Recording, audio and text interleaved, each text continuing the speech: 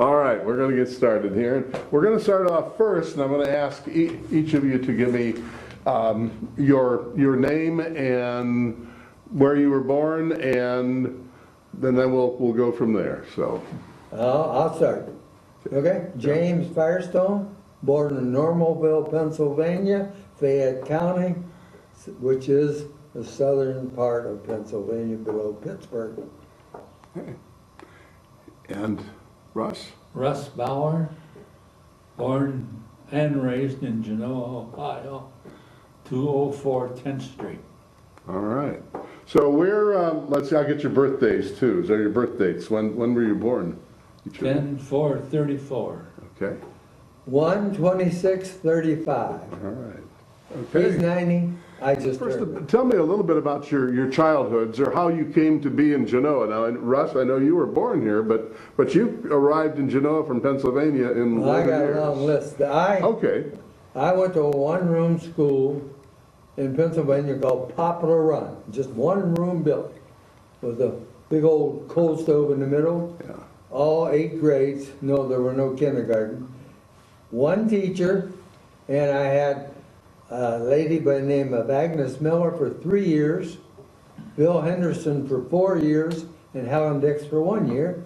And in the 8th grade, I graduated in a class of 3. And then we were bused. I walked 1 mile, a little over a mile every day to this school. We had no running water, outside toilets.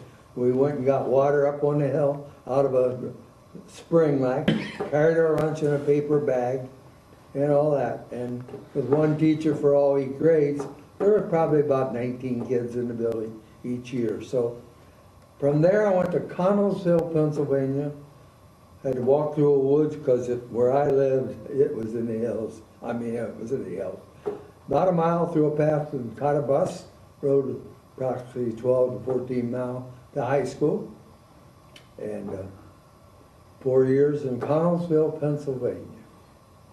And luckily for me, Connellsville had football. And I loved that. But the thing of it is, 12 miles away, practice every day, and then hitchhike home every night. Sometimes get home very late. But I lasted it out, and things worked out. And after 4 years of playing there and doing pretty well, I ended up in Ashland, Ohio. 4 years there. 2 years of championship teams. Captain of the first undefeated team in college history. A guy by the name of Will Booth came to town because he graduated from there to watch us play. Long story. He invited me to come to Genoa, Ohio. I couldn't find it on the map, but I did find Oak Harbor and Port Clinton. I made it to Fremont, asked the guy where Genoa was, and he said he never heard of it. In Fremont, Ohio, and that was it. I came to Joe, interviewed, got the job. 3 years later, after being an assistant, football, basketball, 3 years, became the head coach, stayed forever. What year was it that you arrived in Genoa? 1956. 56. And my wife and I said to each other, we looked at each other and said, let's give it a year or two. Did you have any idea at that point that you'd be staying as long as you did? Oh, no. No. I'll tell you this part of it. After 3 years working with Mr. Booth, I decided to move on and went to Shelby, Ohio, and got an assistant job there in June of that year, 59. And then July of 59, a month later, Will Booth resigned and moved to DeVilbiss. And John Roberts called me and said that Will Booth had recommended me for the job. And so we decided to stay. We hadn't moved out yet. Wow. But I had to get out of the contract in Shelby, Ohio, because I already signed a contract there. Wow.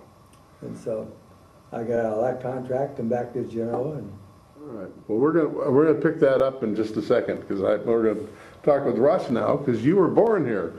And tell me a little bit about your childhood and going to school here. Well, I lived on 10th Street. I had to walk to school every day because my dad was working. He had dump trucks and oil trucks, so he was working. So I had to walk to school no matter what the weather was, rain, sun, whatever, walk to school. Now, that would have been the camper school and then the high school? The old high school, as we call The it? camper school, the one there on 163, and Main Street was there 1 through 6.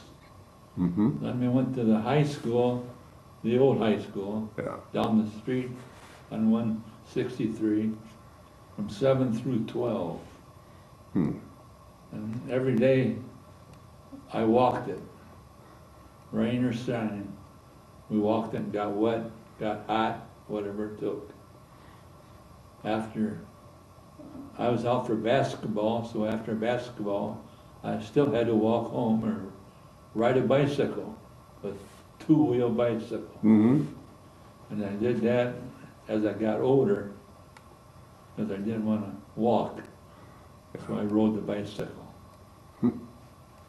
And what were some of your early memories of being at camper school and then there, what was called the, I don't know if it wasn't called camper then, I'm sure.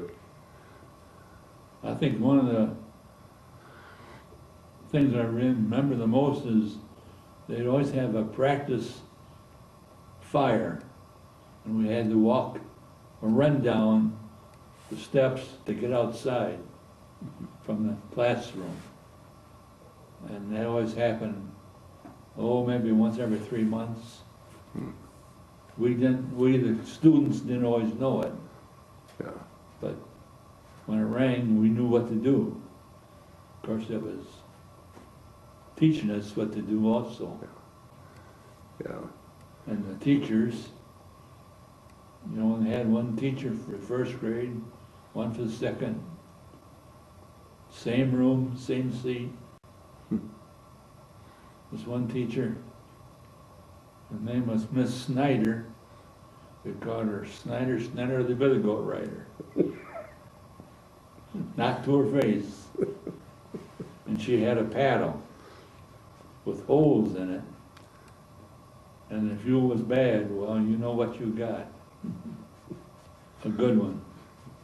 In the closet where we hung our clothes, or coats I should say. That's where we got our paddling. I never got one. I was a good boy. Let's go back and talk with Jim again about you're going to school and you got to Genoa, you went to Ashland. Did you know at that time you wanted to be a football coach, and that's what you I wanted to do? hadn't planned to be a football coach until my junior year in college. My idea was to get a degree, go back to Pennsylvania and join the State Highway Patrol, because my brother was a State Highway Patrolman for 36 years, and I had always had that inkling of wanting to do that.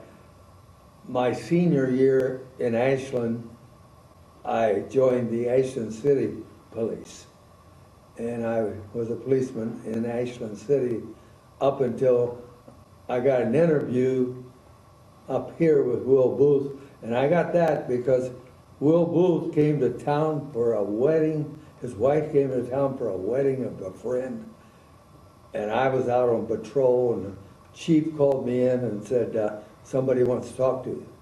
And his name is Will Booth. I had never heard of Will Booth. I had no idea who he was. But he had gone to Ashland, I found out, in the 1949-50 era, 6-7 years before I did, and he came back to watch us play because we were undefeated, and he evidently enjoyed coming back, and he called me in and said, do you have a job? And at that time I said yes. I had a junior high job in Mount Vernon, Ohio. And so he had, are you interested in a high school job? And I don't know. So I interviewed, I took that job, got out of the Mount Vernon job, came here. So that's how I got here and coaching and so forth. And I got the bug pretty much because my junior and senior year in college, we had an outstanding coach. He was just a great guy, probably one of the guys that changed my life around. And he had me help him, and I got the itch. So when I got the job, I decided to try coaching. So it all happened because Will Booth, had he not come to town, I would have never heard of Genoa. I didn't, didn't even know it existed. So. Yeah.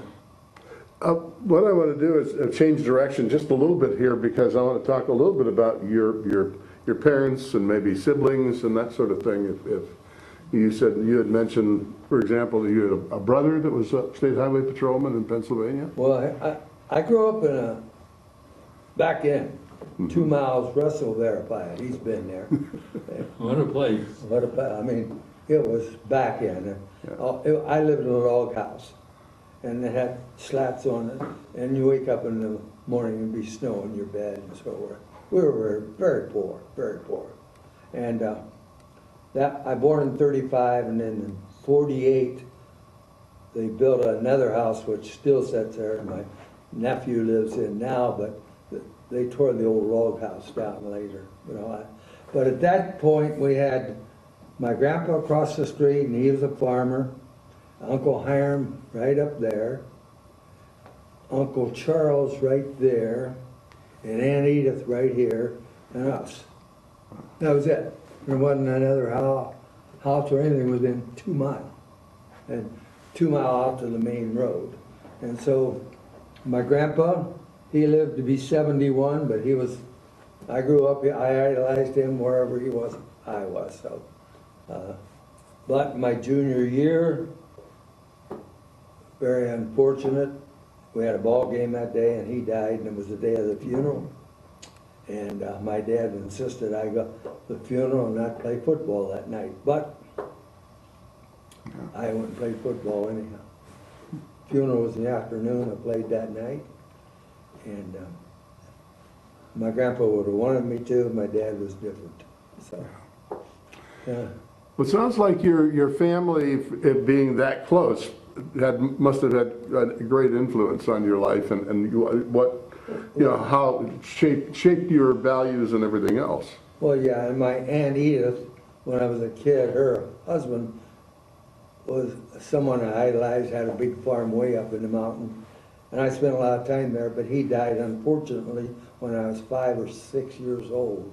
And then she built a house close to us, and I probably shouldn't say this, but had it not been for her helping my mom and dad, I probably wouldn't have had to fight for college. So, yeah. But anyhow, I had 4 brothers, no sisters. My dad worked coal mines and construction. They worked coal mines and construction. My brother, that was a stay-out patrolman, he worked construction too until he went to stay out of patrol after the Army. He served in Nome, Alaska, watching the Russians. And the other 2 served in the Army, Tom and Dick. But Jerry was older, and Domer was older. Tom and Dick were younger, and I was in the middle. So 5 boys in an old log house with 1 bedroom with 2 large beds in it. Wow. Yeah. Yeah, that's close. Yeah. I'm going to switch over here to Russ for a second, talk about your parents, who your parents were and siblings that you may have. And My father was H.W. Bauer. My mother was Violet Bauer. 2 brothers, Jack, which was 4 years older than I was, and Lamar. He born in 23, I was born in 34. So he was 11 years older than I was. They both went to the same school as I did, or I went to the same school as they did, maybe, I should say.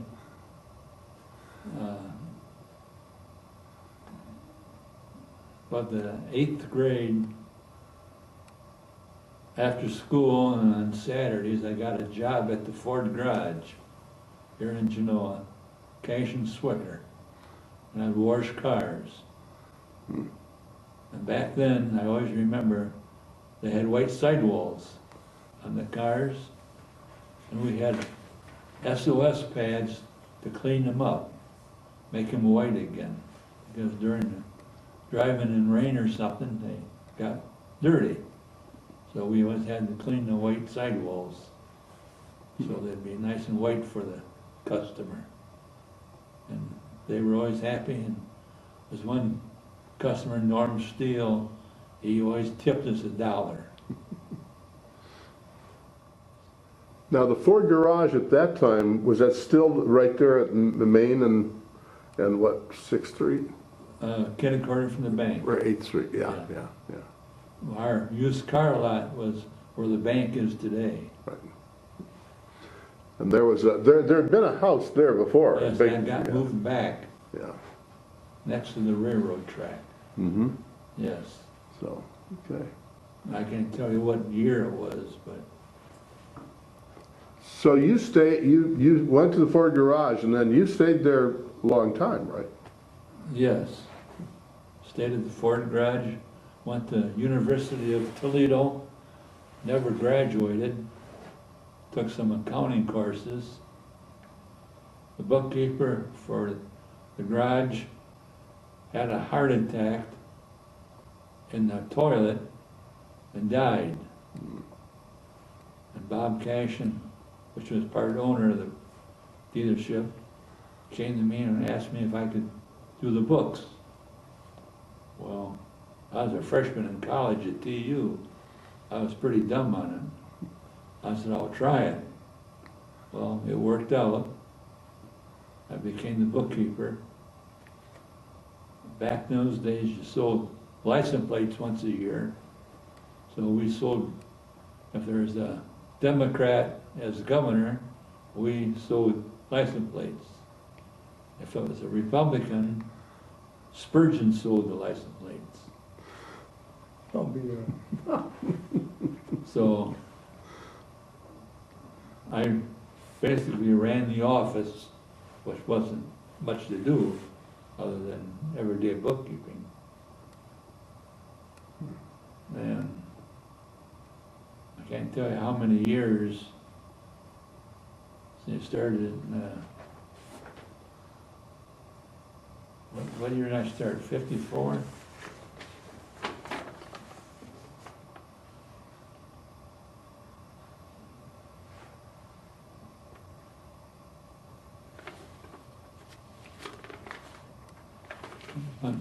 Must have been 54, because I graduated in 52.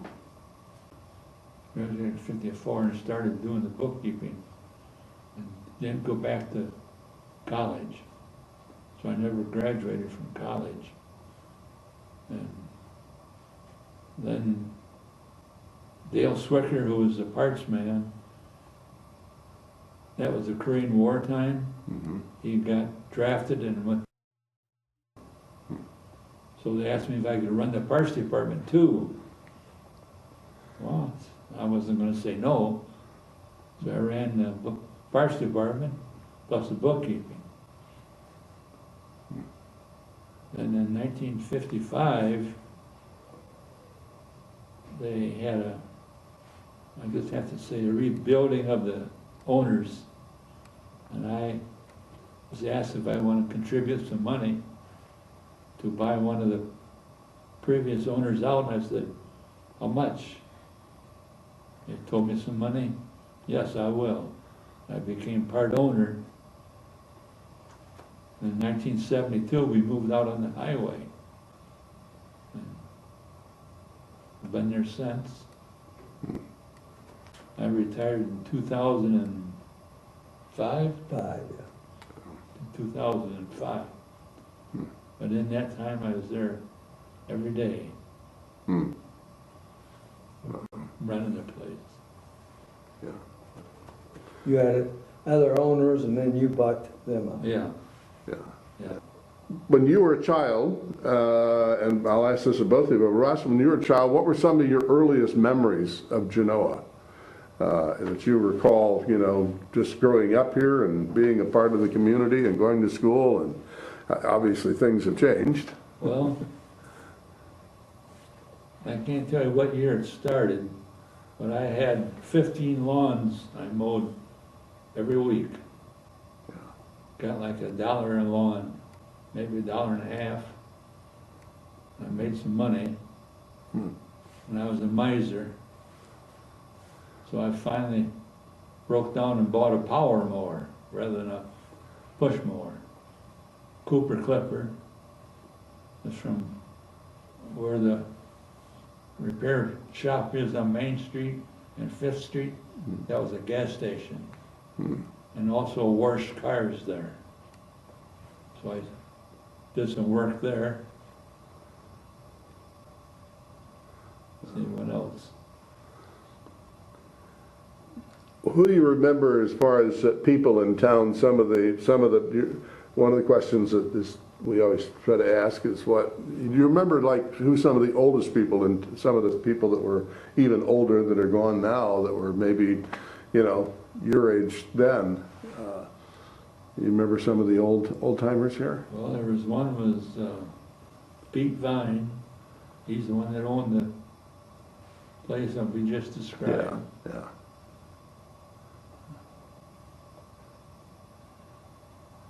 How far you want to go back? Well, but if you were a child, what you might remember about them, or some of the characters and old timers that were around here? H.W. Bergman, he was our neighbor. He had dump trucks. He made roads around the country roads. He would make one, then they'd blacktop it. So I knew him because he was our neighbor. Yeah. But I never really liked him. Why, I don't know, but I did. I'm sorry, I didn't mean to laugh, but That's true. I'm surprised hearing you say that. And I thought he liked everybody. Cashin's Market, Yeah. that's where you basically you bought your meat plus other groceries. Yeah. There was a bowling alley right next door to it. It had 5 lines, or, you know, where they bowled. Yeah. And they had pin setters, which they had a rack, you put your pins in, push the rack down, lift it back up, and the pins would stand there. And I sat pins on weekends because it's not allowed to do it during the week because I had to study for my dad and mother. So I did. Yeah. Got paid $0.10 a game to set pins. And that was on Saturday and Sunday. And there was 3 grocery stores in town, downtown, Cashin's Market, Esselbart's Market, and Camper's Market. And we're on the corner of Main and 6th Street. There was a furniture store there. That was Berman's, and he embalmed people. And I always remember we would go in the summertime, they'd have a garage door, they'd raise it back and put their truck in there. And if they had a couple, 3 bodies, they'd lay them on a mattress back in there, and we'd go and peek at them. And count them and see who they were. My dad always talks about a man that always wanted to see him embalm someone. So someone died, and the embalmer was our neighbor on 10th Street, Cecil Welch. And he went and got the man and always wanted to watch him embalm someone because he had a body. And he brought it home, stopped at Dunn's, the beer joint, and got him out of there come on, we're gonna bomb this guy. They went over in the furniture store in the back where they bombed him. And evidently they used a needle to pull the blood out. And he stuck the needle in the man. And he said, not the man, ouch, that hurt. And this guy that always wanted to watch him do it ran away. He got scared. He took it off and ran. I can't tell you his name, but he got scared when he said, ouch. He thought it was the corpse doing it. But it was the Undertaker. I guess that would scare you. It would startle you. You didn't know. I don't think he asked to see it again. All right, I'm going to go back over to Jim and talk a little bit about, because you grew up in Pennsylvania, but when you got here, you were still a young man when you came here, and you were in your early 20s, I assume. 21. And things have changed in Genoa. What do you remember about the town? And what were some of your first impressions when you first moved here? Well, when I first came here, the theater was a big thing with Spanish movies and big crowds on weekends because all the migrant workers came in there and lined up. And on Friday night, the bars downtown and the theater was just lined up with migrant workers because they got their payday that day and they came to town to spend it. I remember that very well. My first night in town, there was a tomato loading dock down by the Catholic Church. And first night in town, as I came into Genoa, right under the red light by the Methodist Church, there was a big old flatbed tractor with a tractor pulling it with a load of tomatoes that upset right under the light. And there was a guy with a scoop thing, scooping the tomatoes up to put them back on his wagon to go down to the loading dock. So that happened to be Fritz Diekman. And Went to school with him. yeah, and I got to know him later. But then I found out I take over as a football coach. I have to have practice at 6 in the morning and 6 at night because these boys, Jensen and all Bringies and everyone, had to work. And if I won football players, I had to practice morning and night because they had to work during the day. They would bring their load of tomatoes on a flatbed flatbed wagon with a tractor pulling it, park it here. We'd practice. They'd jump on the tractor and go on and work for the day and back at night. And they'd take that load of tomatoes, bring it in here. They'd have to be here at 6 in the morning. That load, they'd take it down to the Catholic Church, unload it, and head back to the fields. So I found out if I wanted a team, I'm going to have to work around their schedule, not mine. So that was that way for the first few years, but it gradually changed over the other way and so forth. So that was some of the things I vividly remember, especially the theater, which is now an apartment complex and all that. You know, I remember the quarry and the Little League, so forth, because I came in '56, but in 1962, I was hired as park director. And I stayed there until 76 or 77. But there was very little at the park. We had 4 ball teams. We didn't have lights. The quarry, I didn't have a diving board. I didn't have a slide. I didn't have that. Bill Feckley did all that for me, if you remember that name. Yeah, sure. And then the ballparks, we gradually built it up. And, you know, I think we had 25 or 30 teams by the time I gave it up, and Mike Padgett and Mike Thompson took it over. So, yeah, but we had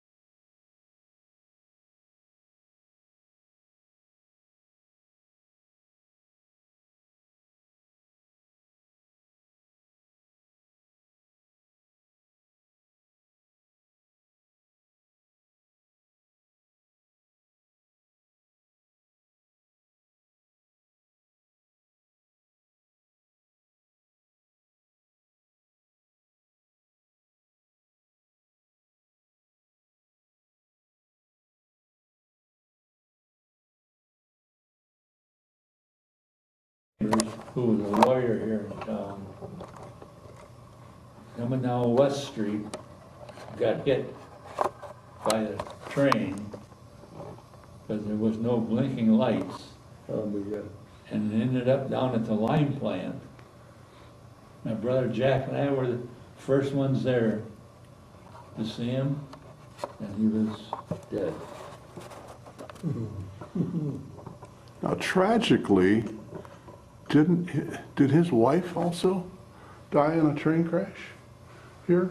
Not Over that on one. West Street? Not on that one, I don't think. Okay.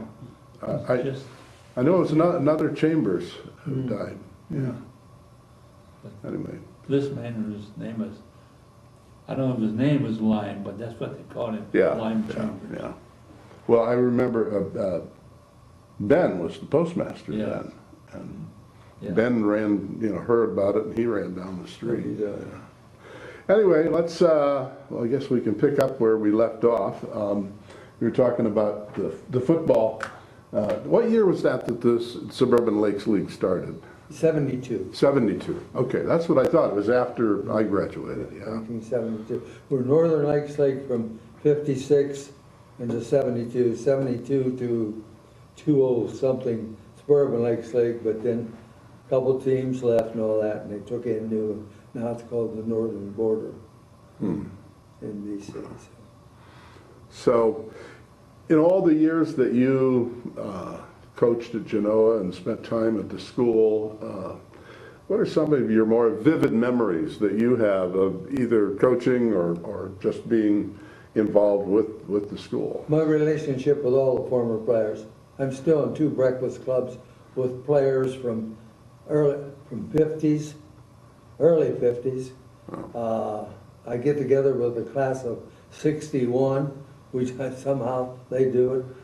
Those are the good memories. I'm always going to a reunion. We had the 72 reunion with Tammy and them this year. I'm a guest.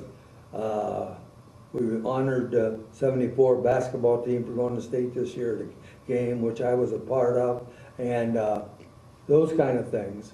But my greatest honor of all was these guys coming back in 3 years ago when they named it the Genoa Bank Stadium and the Jim Firestone Field. They invited former players back. I have it all on film. It revolves in my living room 24/7, year-round. Everybody was there. And I had over 200 former players come back for that event, and that was the honor. Well, Right. yeah, it has to make you feel like you did something good. I really felt good about that. Yeah.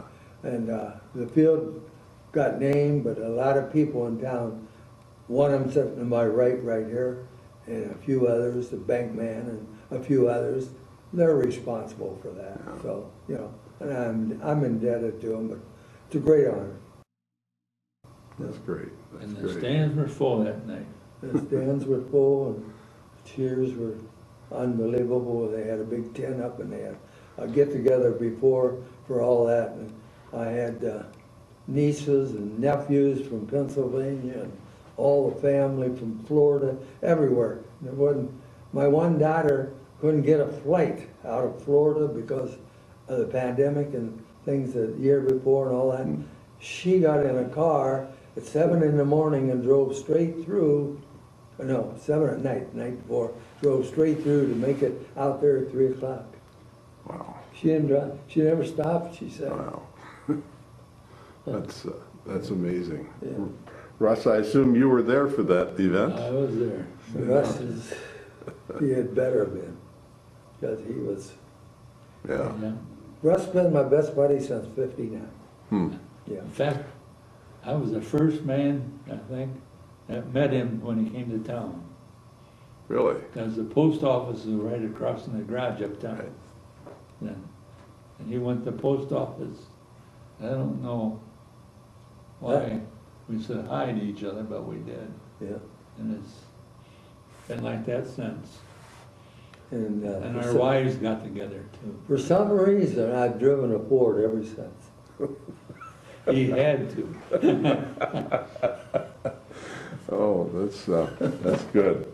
Well, Russ, what are some of your most vivid memories of this town and things that you may have on your list that you like to talk about, and things that have happened here to you or been involved with? Well, one thing stands out in my mind. I can't tell you what year it was, but down where the funeral home's parking lot is, there was a house there.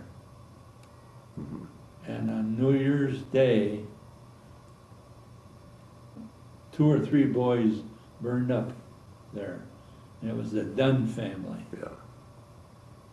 And I was afraid to go down to my basement at home in fear of a fire. Because that was in, I think, 48. Yeah.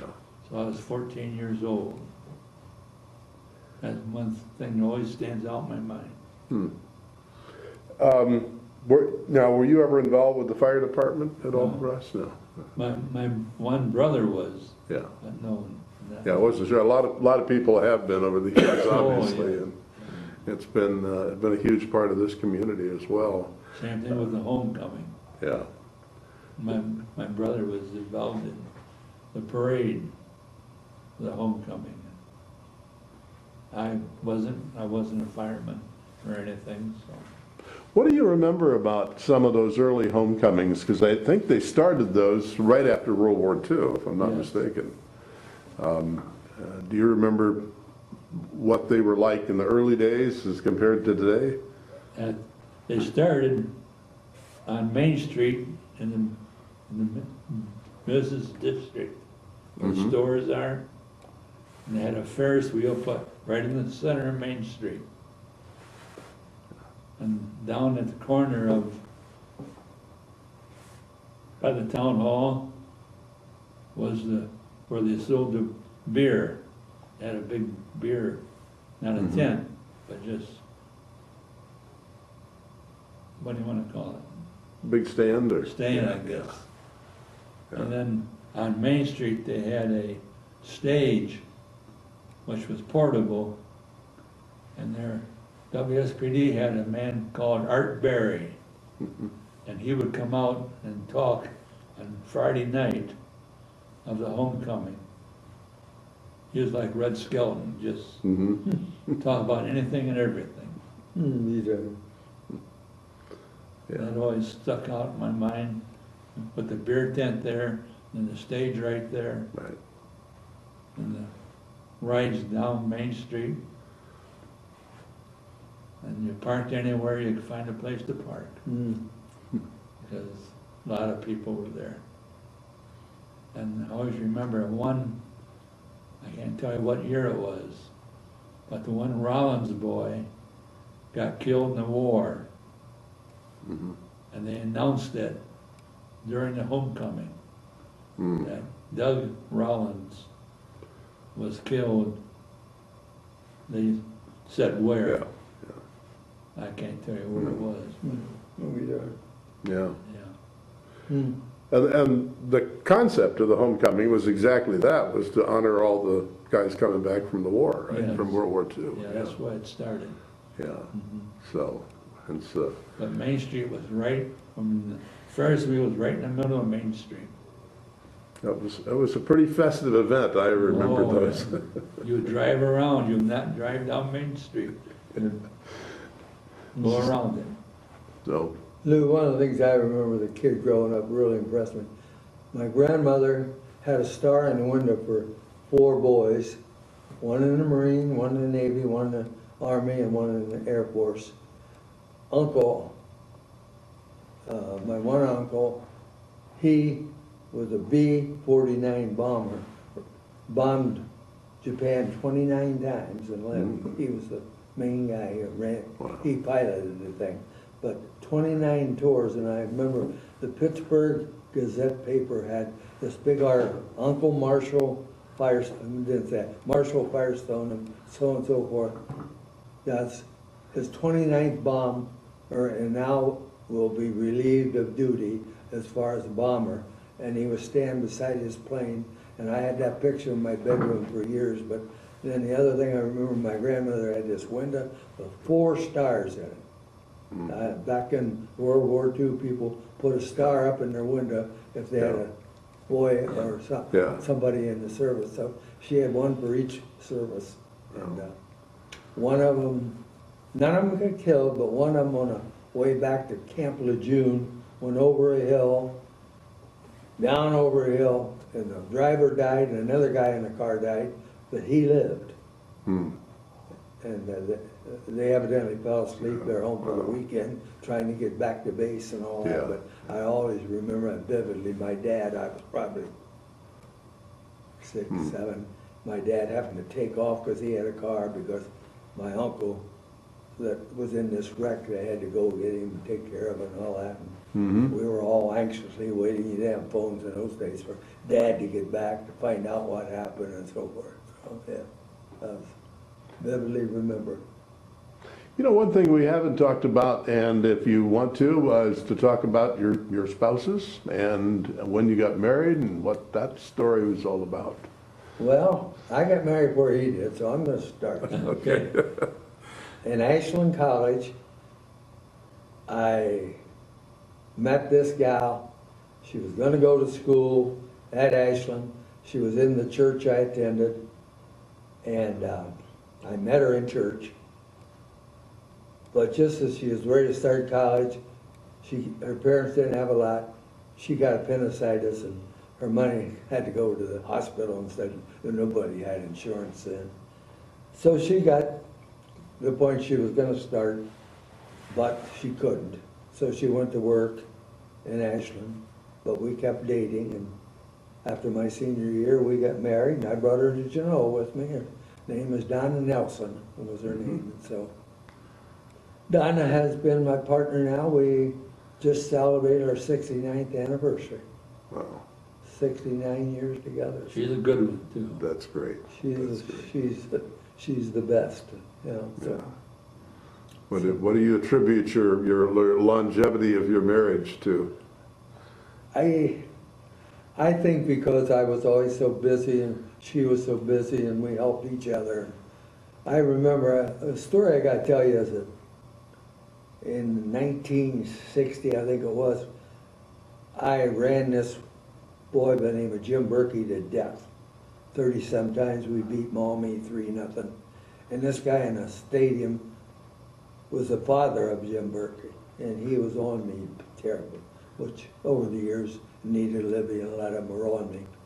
But anyhow, he just, what's he trying to do? Kill my kid and all that? And my wife piped up, must have been sitting there, and she says, oh, he's just trying to win the game. And he looked at her and he says, what's the matter with you, little girl? You got a brother out there playing? And he yelled at her. And she was hurt by it.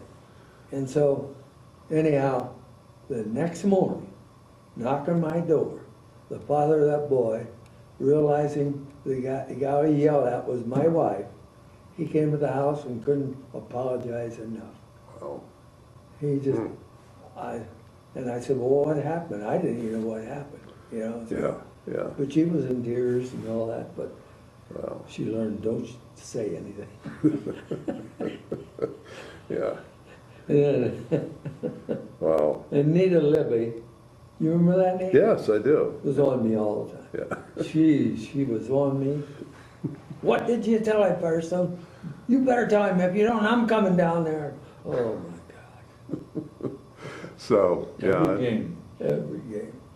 So what, and we'll get back to you for a second, Russ, but we're talking football. What, is there any particular memory that you have, any particular game, any incident that you can think of that was just either has bothered you or is something you've always thought was the highlight to that game? Or? Well, I had a few that bothered me. The highlight was, I could give you 4 or 5, maybe 6. Yeah. In 1973, 74, Oak Harbor was our big rival. Paul Davis was the president of the Genoa Savings and Loan. We tied Gibsonburg 6-6. Oak Harbor beat Gibsonburg 56-6. I walk into the bank and Paul Davis says, how bad are we going to get beat tonight? and of course, lost it. Well, damn it, we're not gonna get beat, we're gonna win. Yeah. And he sort of laughed. I got those guys so high, oh man. We could have probably floated over to Oak Harbor, we wouldn't have needed a bus.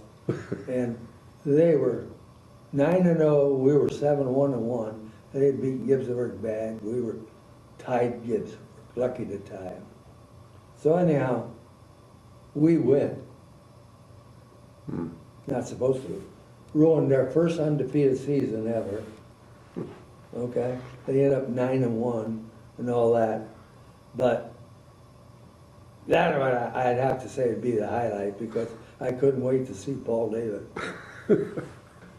So, That was a, and then the 65 team, Tom Spittler, Springfield was undefeated. They came to town here, undefeated, rolling over everybody.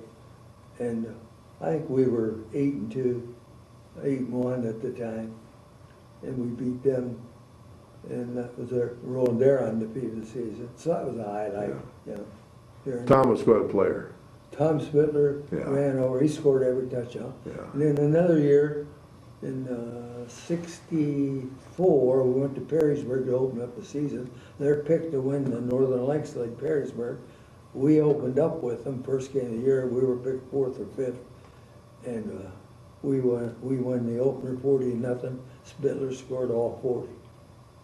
Yeah. Headlines: Wow. Genoa annihilates Perrysburg. He was a player, I'll tell you. Yeah, oh yeah. And if I remember, he's a pretty good shot put guy too. Won the state 2 years in a row. Yeah. That's right. Yeah. So, Russ, let's talk a little bit about your spouse, your marriage, your... Well, my wife's name was Ruth. I met her in a wedding we were both in. I did not know her at all. And she told the bride before the wedding, I'm gonna find someone in that wedding to marry. Well, things led to things. And I took her home one night. We were with the ones that got married maybe, a month later. And I took her to her house. I said, could I have your telephone number? She said, it's in the telephone book. Look at it. She never did tell me her number. So I looked in the telephone book and found it. So I'm guessing maybe a month later, I called her and wanted to go out to dinner. Yeah, where are we gonna go? Oh, wherever you wanna go. Went to Tony Packle's. Hot dogs.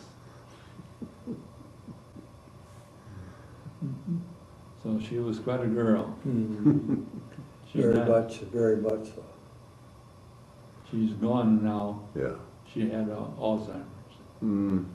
Hard to hear that. But there was only one Ruth. But if someone needed help, they'd call her, she would help, no Yeah. matter what. That's great.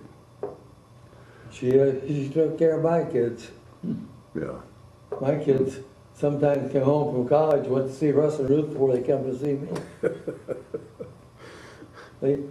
I can remember we went to Pennsylvania, my mom was in the hospital. We left her, Dick's and them with you and Ruth. Yeah. Yeah, I remember that. Dick said he didn't want to stay there anymore because Ruth drove him too much. You haven't got your homework done, you didn't do it right. She said he was on him until that homework was perfect. She was the boss, I'll tell you. She was the boss. No, I just have notes, and I have 4 children, their names and all that. And, I got my master's at the University of Toledo. Yeah. But my summer jobs was Genoa lime plant, Woodville lime plant, 3 years at Genoa, 3 years over there. I did so many jobs, you'd never believe. I even sold full of brush. I did it all, part-time, anything to make a dime. Well, back in those days. I started here at 3,000 even. I got 500 for coaching football and basketball. Yeah. Yeah, I had Yeah. 35. And then divided by 12, so that wasn't 300 a month. And you got paid once a month. So Wow. my salary was $265 a month. And the Yeah. first thing was rent right off the top of that. Shinner's Meat Market, the Great Eastern, Oh. was just built, just built. Mhm. That was the first year of Port 56. Yeah. And we'd go to Shinner's Meat Market and get 3 pound of hamburger for $1. And then you used that hamburger any way you could, hamburgers or spaghetti or whatever, you know. So Yeah. every week you had to go there. I had no Hudson, I put it in the garage, I walked to school because I lived right over by the junior high. Get the car out on Saturday and go shopping. Yeah. Wow. You know, one of the things I was thinking about with the Ford Garage, and well, we called it the Ford Garage, Ford Motor Company, Russ, was, what I always remembered was in September, when the new cars came out. Because that used to be, I mean, something kids today don't have any idea what that was like. Because that was a big deal, wasn't it? Very big deal. We'd have people knocking the door, Yeah. want to see the cars. We'd have them in the showroom. And supposed to come out the next day, so we'd put them in the showroom the night before and keep the doors locked so no one could come in and see them. But people knocking that door. I want to see those cars. Well, you don't say no. Mm-hmm. So we left them in. And many times Chevrolet and Ford came out the same day, Right. and customers would walk back and forth from Spurgeon's to our place and look at the cars and complain about one, brag about the other one. So probably equal people, Ford and Chevy. Yeah. I always remember when the Mustang came out, we had one sitting on the showroom floor, and we were open every night till 8 o'clock, Monday through Friday. And we locked up the door one night, just about ready to walk out the back door, and someone knocking on the front door. What the H does he want? So you go in the open door, can we help you? You got a Mustang in there, I want to look at it. Well, you don't say no. So he comes in and looks at it. How much you want for it? He told him, he said, I'll take it. So it was worth opening the door for. Yeah, I'm sure you sold a lot of Mustangs back in those days. Every one you could get, you sold. Yeah. Yeah. Back in those days, they didn't have power steering. They didn't have air conditioning. It just was a car. Standard transmission. Yeah. Yeah. But I have the winningest number of wins in Genoa history, and I hope I live to see someone break that. We've had probably 20 coaches since I have coached it, but no one even comes close to that, so. John Roberts was the most wins and all that, and I always told John I was gonna beat his record. And when I did, John Roberts, I was at the high school out there, assistant principal and head football coach. I broke the record on Friday night. Monday morning, sat in my office with John Roberts waiting on me. So you knew John. And Oh, obviously- John was like a father to me. Really? He hired me. He hired me. Yeah. John. Ed Digby had been the superintendent, and he had moved on to the county office, and John had just taken over. May had moved up to principal, May Blasi, and I came in, and at that time, all 8th graders from Allen Central came over the week before school started and registered by high school, because I didn't realize Allen Township paid tuition for them to come to Genoa. So I'm out helping Booth coach a football team, and he said, you better go up and talk to Mr. Blasi, find out the classes you're gonna teach. So I go up and I stand in line, all these kids, and I finally get up there and she says, can I register you? And I said, I guess I look pretty young, And I said, no, I need to talk to you to see what I'm gonna teach. Oh, she went like, oh, I'm sorry. I said, I'm Mr. Firestone. She said, oh yeah, I have a schedule for you. She was gonna register me as an 8th grader. Oh, that's funny.